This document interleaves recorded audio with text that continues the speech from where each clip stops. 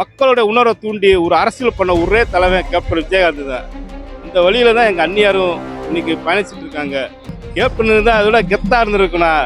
எங்களுக்கு கேப்டன் இல்லாத மாநாடு வந்து கொஞ்சம் மனசுல ஒரு வலி இருக்கு.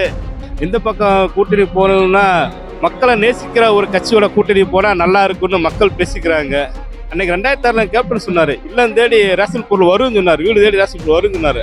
ஆனா அது இன்னைக்கு சாத்தியமாயிருச்சு. அதே மாதிரி ஆடு மாடு கொடுப்பேன்னு சொன்னாரு, அதுவும் கொடுத்துட்டாங்க. நான் கேப்டன் பத்தி சொல்லணும்னா சொல்லிட்டே இருக்கலாம். அவரை பத்தி ஒரு விஷயங்கள் 2 விஷயங்கள் கிடையாது. ஏன்னா கேப்டன் பார்த்து நாங்க வளர்ந்தவங்க.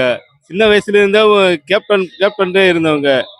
எதனால கேப்டன் கேட்டீங்கன்னா, அவர் சின்ன வயசுல இருந்தே எனக்கு நல்லா சொல்லணும் விவரம் தெரியணும்னா 1987 சின்ன வயசுல இருந்தே நான் வந்து கேப்டன் நல்லா ஃபைட் பண்ணுவாரு. ஃபைட் எனக்கு ரொம்ப பிடிச்சிருந்துச்சு. அதுக்கப்புறம் நான் வந்து கொஞ்சம் வளர்ந்த பெரிய ஆளாகும் போல கேப்டனுடைய சமுதாய பணிகள் எனக்கு ரொம்ப அட்ராக்ட் ஆயிடுச்சு. எனக்கு ரொம்ப பிடிச்சிருச்சு. இன்னும் அவரு வந்து சொந்த காசுல தான் அவர் வந்து செலவு பண்ணாரு. அவர் காசு தான் செலவு பண்ணாரு. ஆனா எங்களுக்கெல்லாம் அவர் ரசிகரா இருக்கும் போல எங்க காசை கொடுத்த மாதிரி எங்களுக்குள்ள ஒரு ஃபீலிங்கு. என் நண்பர்கள்லாம் சொல்லுவாங்க, ஏய் கேப்டன் வந்து ஏழைகளுக்கு இளைஞர் தமிழருக்காக அவ்வளோ உதவி செஞ்சிருக்காரா, 10 லட்சம் கொடுத்துருக்காரா, கார்கள் நிதி கொடுத்துருக்காரா, குஜராத் பூகம்பத்து நிதி கொடுத்துருக்காரா அப்படின்னு சொல்லும் போல எங்களுக்கெல்லாம் அப்படியே உள் மனசுல அப்படியே பூரிப்படையும். நாங்க வந்து அவ்வளோ சந்தோஷமா இருக்கு கேப்டன் சொல்லி. அப்ப இருந்து இப்ப இருந்து சரி நாங்க கேப்டனுடைய தொண்டன் சொல்லிருக்கிறதுக்கு எங்களுக்கு வந்து ஒரு மகிழ்ச்சியா இருக்கு. ஏன்னா இந்த யாராவது இந்த துண்டை போட்டு போனான்னு வச்சுங்களேன், எங்களுக்குன்னு ஒரு மரியாதை தனியா இருக்கு. மற்ற கட்சிக்காரங்களை வந்து பத்தி சொல்லணும்னா அவங்க வந்து டொனேஷன் வாங்கி வலுக்கட்டாய டொனேஷன் வாங்குவாங்க. ஆனா எங்ககிட்டலாம் தம்பி கேப்டன் சமாதிக்கு போனீங்கன்னா என்கிட்ட ஒரு பரிசு வாங்கிட்டு போ தம்பி, தண்ணி பாக்கெட் வாங்கிட்டு போ அப்படின்னு சொல்லி எங்களை கூப்பிட்டு வந்து அவங்க வந்து துண்டு கொடுத்தாங்க. அதனால அந்த மாதிரி எங்களுக்கு வந்து கேப்டன் வந்து அவர் பேரை சொன்னாலும் எங்களுக்கு ஒரு மரியாதை கெத்து வர்ற மாதிரி பண்ணி வச்சுக்கிட்டாரு. அவர் இல்லாத ஒரு தேமுதிக மாநாடு வந்து எங்களுக்கு மன வருத்தமா இருந்தாலும், ஆனா எங்க அந்நியார் தலைமையில் நடக்கணும் போல கொஞ்சம் மன மகிழ்ச்சி அடையுது. எங்க அந்நியார் வந்து இப்ப இருக்கிற அடுத்த ஸ்டெப்புக்கு அரசியலுக்கு எடுத்துட்டு போறாரு. அதுவே எங்களுக்கு ரொம்ப மகிழ்ச்சியா தான் இருக்கு. ஆனா இந்த மாநாடு பார்க்கும்போது மன சந்தோஷமா இருக்குது. இன்னும் சற்று நேரத்துல மாநாடு நடக்க போகுது. எங்களுக்கெல்லாம் குறிப்போட வந்திருக்கோம். நான் விருதுநகர் மாவட்டத்திலிருந்து விருதுநகர் மேற்கு ஒன்றியத்திலிருந்து வந்திருக்கேன் நானு.